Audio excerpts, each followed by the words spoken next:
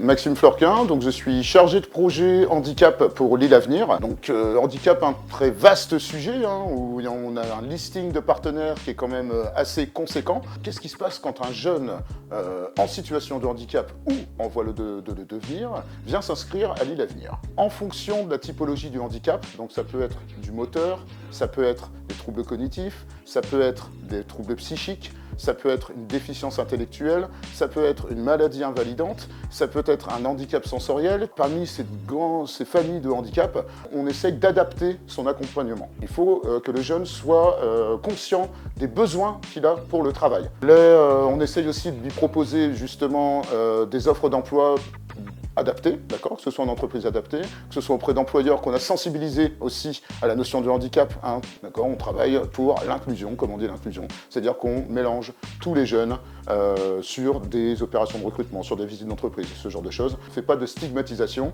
ils s'inscrivent comme tout le monde, il n'y a pas de voie spécifique handicap. On parle d'inclusion, on parle d'accès aussi aux droits communs. Cheval de bataille en ce moment, c'est travail sur la santé mentale. Notamment sur les actions compétences psychosociales, sociabiliser avec les gens, savoir s'exprimer en public, et aussi les actions sport et nutrition. On a aussi dans notre offre de service une psychologue, c'est qu'une infirmière psychologue, donc du service Diogène, qui viennent maintenant tous les mercredis. Le handicap ne doit pas être un sujet tabou, il y a de plus en plus de personnes qui sont porteuses de handicap. Et nous, Mission Locale, l'île Avenir, on essaye aussi de les orienter vers les structures les plus appropriées et adaptées, et notamment le Clubhouse pour ce qui est de la santé mentale.